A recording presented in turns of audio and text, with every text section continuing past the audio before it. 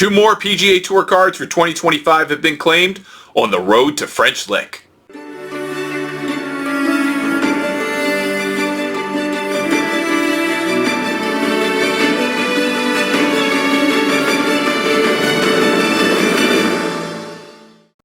Hi everyone, I'm Ryan Bellinger and welcome once again to the Road to French Lick, a show chronicling the 2024 Korn Ferry Tour season, culminating in the Korn Ferry Tour Championship, presented by United Leasing and Finance, played for the next 5 years on the Pete Dye course at French Lick Resort in French Lick, Indiana, with the season-ending tournament determining the fate of 30 PGA Tour cards for the 2025 season.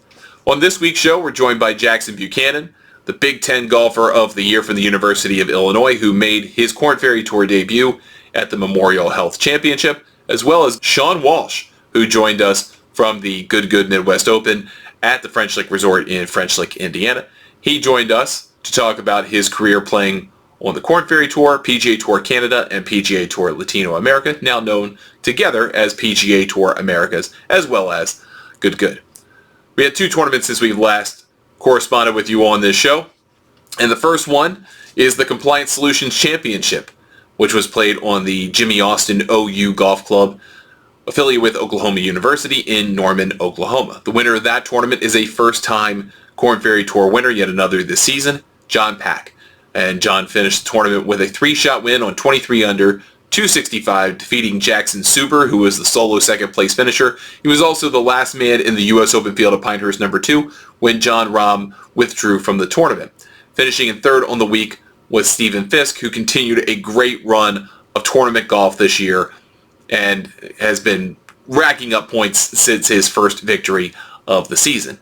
John Daly II, who you may know as John Daly's son, John Daly Jr., Little John Daly, he made his Korn Ferry Tour debut as well in this tournament.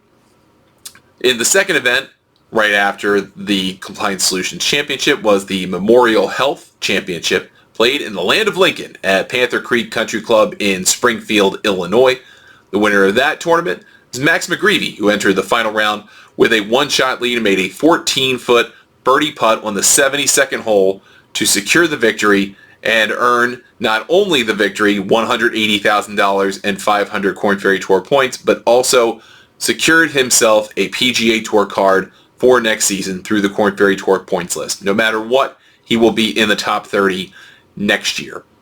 One of the high finishers yet again in this tournament, a name you're going to get used to seeing a lot of this year and perhaps next year on the PGA Tour, Stephen Fisk, who was able to earn enough points with his finish in the event to secure a PGA Tour card for next season, which is not a bad consolation prize for not winding up as the champion with the trophy at the end of the day, but is assured a spot on the PGA Tour next year. Let's hear from our winner of the Memorial Health Championship, Max McGreevy. It's still surreal right now. I mean, my caddy Tyler and I's goal this 7-week stretch was to get my tour card back. Obviously a win would have been nice, but playing these 7 events and locking up the card is halfway through the season almost is amazing. So I'm super excited. Hopefully can just keep fighting. I'm pretty sure Steven's still ahead of me on the points list, so got to go battle him down now. But yeah, it's just super rewarding. I've kind of been playing for 7 years now, so I think I've figured out the ways to either calm myself down, to take a second. Maybe took a couple of years for me to figure that out, but I think I've gotten to the point to where I can actually relax a little bit more on the golf course rather than I did in the past. So just banking on some old memories and stuff like that, and just figuring out kind of what works for me is just going to keep me in the best mindset all day.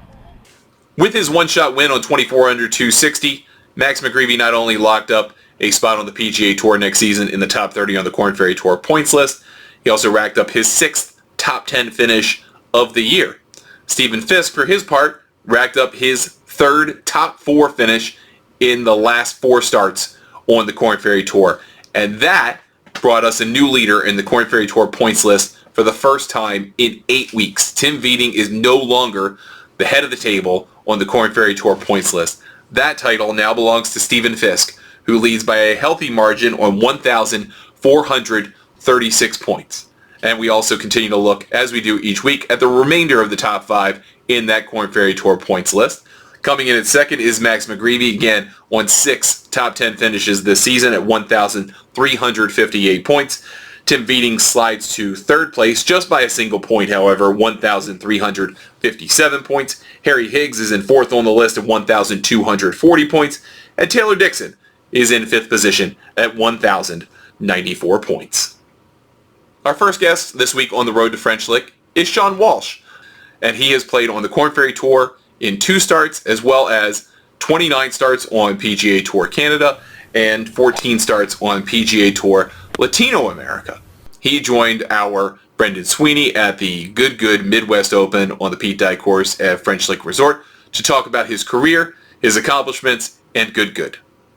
Korn Ferry Championships coming to French Lick in October. You just had a good little run on a golf course right here. Yeah. Almost had the course record in the grass. Tell us about your round today. Dude, it was it's one of those, I shot even. So, but 8,100 yards, rating of 80.5, I believe, or maybe even 81. Yeah. 81, that's unbelievable. Obviously a very difficult golf course, but really, for the most part, you got to hit the tee ball good first off. And fortunate enough, I did. I think I maybe missed one fairway. I think on 18 I hit it in the bunkers. But, yeah, I mean, you got to really stripe the tee ball out here. And that's, just the first of your problems out here. I mean, Pete Dye, obviously known for, making some of the most difficult golf courses possible. And the greens, I think, is where it gets really tricky. You got to be really smart, and you got to kind of place it in the proper sides of the fairways, really, to kind of get that angle to some of these pins. But what I think that you're going to see a lot with the Korn Ferry guys, they're definitely not going to play 8,100 yards. That's way back. But what you're going to see is you're going to see a lot of options for day to day, changing different holes and giving them different looks. So one day you might play a par 4 at 510, and the next day you can play it at 390. And I think that's what makes French Lick awesome, is that it's going to be different every time you come and play it. And so I think that's what the Korn Ferry boys are going to look forward to. And while they're going to have some birdie opportunities out there, I'll bet you the rough's going to be up in October. You can probably get those greens pretty firm. I'll bet you, I'm going to probably say, I'll bet you 10 to 12 will probably be a pretty good score after 4 rounds. So You had a pretty adventurous week here at French Lick. Tell us about your experience with the Good and how the French Lick community has sort of jumped on board. Unbelievable. I mean, I knew the French Lick community loved their sports, obviously, with Mr. Bird being from here and all, but and of course my Mavs just recently losing to the Celtics. But other than that, no, it was great. I mean, I think that they said they sold around like 2,180 tickets or something like that. 2,600. 26. Yeah. Yeah, I mean, unbelievable. And I mean, just to see that first tee shot, like with them like lined 2 deep all the way like 30 yards down the box is it's pretty special. I mean what Good's doing is obviously changing the game, and to be able to highlight a place like French Lick at the same time is, I mean, it's truly an experience that I'll never forget. I've told multiple people, I'm like, that's one of the most fun days I've ever had on a golf course. Now, Steve and I, granted, we made a run their last 7 holes. We were kind of a little stagnant the first 11, but we had a good day. We tied for 3rd, but I mean, we're just so thankful just for the opportunity to be at a place like this and to have an event like that. So, how is the generation of the social networkers taking the world of golf by storm? Because I'm like, get off my yard, yeah, old man, no, guys. I mean, shoot, I'm holding on to 29 for about 4 more days. So I'm on the fringe of it as well. I mean, I never in a million years thought that, this would even be a thing, right?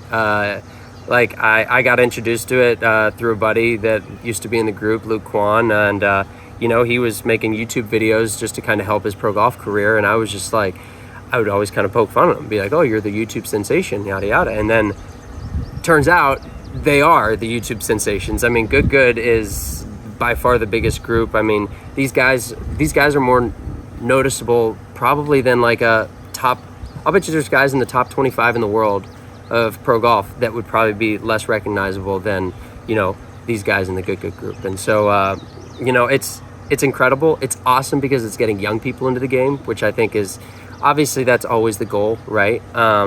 Except for when Pete Dye goes and makes an 8,100 yard golf course. No, I'm kidding. But yeah, I mean, I think it's really good for the game, and it's just something new, right? I mean, golf kind of needs that sometimes. It can, there's obviously that stereotype of, just the old dude out there playing with a stick up his butt. It's just like, no, that's not it at all. Like, golf is fun. Like, golf's meant to be fun, and that's what Good does. Is they make it fun, and the fact that now they're making events to be able to interact with the fans is pretty special. Talk about the golf entertainment side. So off the golf course, something like using top tracers at golf course, at driving ranges, putting, you see short courses popping up all over the place. We're building one right now. Okay, oh, great, yeah. And then you tie in music and some cocktails, that post-round stuff. I mean, it's supposed to be fun, right? I mean, it's like you're going to be out here for 5 hours, so you're supposed to enjoy the people that you're playing with, and you're supposed to be enjoying what you're doing. And golf is already a hard enough sport as it is that you got to find ways to make it fun. And I think that's the way that you get younger people into the game. You get more people into the game that way. The short course is great. Playing to your skill level, which I poked fun at Mr. Dive for making an 8,100 yard golf course, but at the same time, you can play this. There's 7 tee box combinations out here, something like that. So it's like you can make it what you want it, and I think that's the important thing about golf in the direction that it's heading. And I think that's, especially at French Lick here, you guys have 3 golf courses. Like you said, you're building a short course. Off the golf course, there's so many things to do. It's the perfect destination for a family, whether you or the spouse or whoever plays golf or not. Thanks so much to Sean Walsh for taking some time out of that experience at the Good Midwest Open to talk with us about his career, not only in professional golf, but also representing the game so well with Good. Our second guest this week is Jackson Buchanan, who made his Korn Ferry Tour debut at the Memorial Health Championship. After playing in the U.S. Open just a few weeks prior, although missing the cut at Pinehurst No. 2, qualifying was a tremendous accomplishment for the Big Ten Golfer of the Year and the tied second place finisher in the NCAA championships. Jackson spoke with our Brendan Sweeney from Panther Creek Country Club about his experiences playing collegiate golf, as well as making the transition to the professional ranks. All right, Jackson Buchanan, welcome to the Road to French Lick. Oh yeah. Sponsor exemption this week at in Springfield. Tell us how that came about. Just a funny story. I was playing around with Max Herendeen, one of our freshmen, now sophomore, and got a call from Kate Peters, and she let me know, and I think we were playing a match, and I ended up getting a little rattled, and I think I blew it at the end, but I was just so pumped about this. It's exciting to test your game against the best, and somewhere I might be, in a year, you never know, so it's pretty exciting. How's your experience been at the University of Illinois? And you're going into your senior year, right? Oh yeah. And, you've played some serious golf. Yeah, it's the best golf program in the country, I think. It's you learn so much from coach, and we're all so close on the team. It's something you get for 4 years, and you really got to soak it in. But it's super awesome. I could get emotional talking about my boys. I love them, but I'm just learning so much, really, every day. So you grinded it out through the U.S. Open qualifiers. You made it down to Pinehurst. Yeah. That was a pretty big ballpark, pretty big venue, pretty crazy. Cool experience. Tell us about it. It was awesome. The Monday, Tuesday was pretty sick. Getting out, playing some practice rounds. It's crazy how many fans there are on a practice round. You're hitting tee shots. They're all surrounded there on a practice round. But it was awesome. I got out on Thursday, played terrible on the front nine, and was like, okay, this is miserable. So let's actually play some good golf, because I was out there just enjoying it. I was like, okay, now I have to play good golf. So I played my last 27 holes, 1 under, so that was solid. Missed the cut by 1, but just a super great experience. Best players in the world, so who'd you play with? See your game.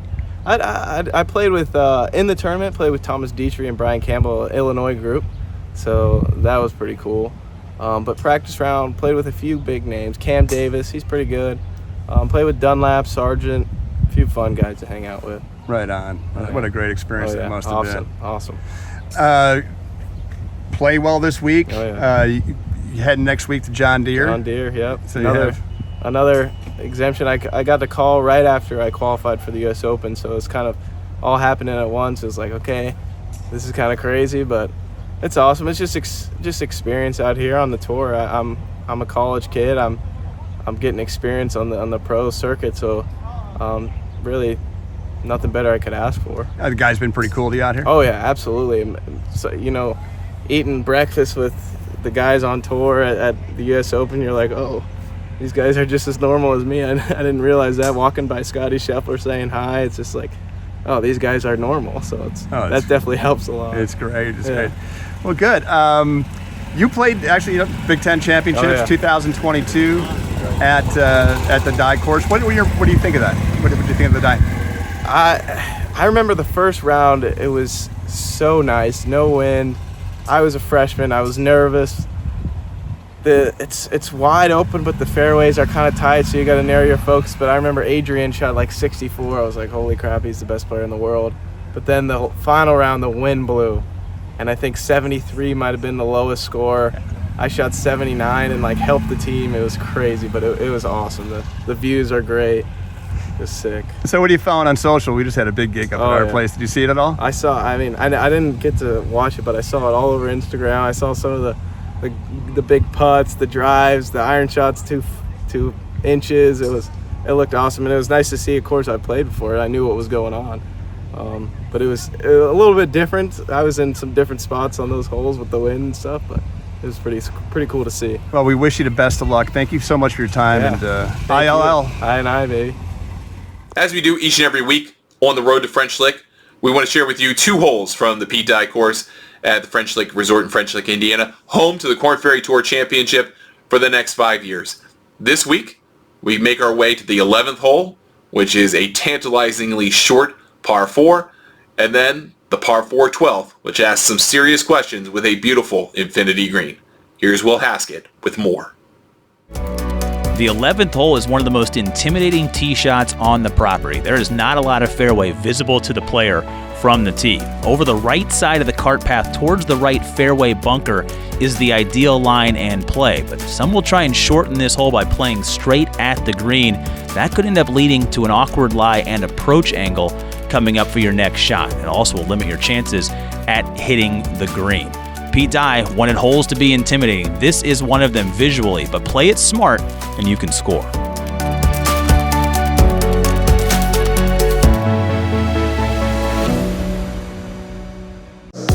The long par 4 12th hole will require 2 big shots to get on the green in regulation, and even if you can't execute perfectly, there's still only one place you really want to miss your second shot to the green. That is short.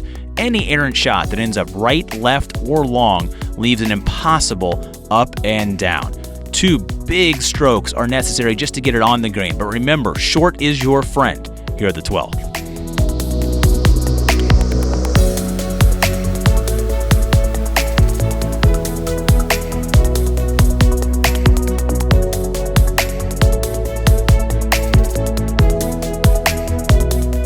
Well, that'll do it for us this week on the road to French Lick. Thank you so much for watching. This week's Korn Ferry Tour stop is the Ascendant at TPC Colorado in Colorado, and is one of the longest courses on the Korn Ferry Tour and played in professional golf, coming in at 8,029 yards on the scorecard, although it is played at altitude, bringing that scorecard yardage down a significant margin. But it is still a tremendous test this week for the players as the start of a 6-week run to the end of the Korn Ferry Tour regular season before we get to the Korn Ferry Tour Finals, which will end in the Korn Ferry Tour Championship, presented by United Leasing and Finance at the French Lick Resort in French Lick, Indiana, with 30 PGA Tour cards determined at the end of that tournament for the 2025 PGA Tour season. For everyone at the French Lick Resort and everyone at Golf Newsnet, I'm Ryan Ballangy saying thank you for watching, and we'll talk to you next time on the road to French Lick.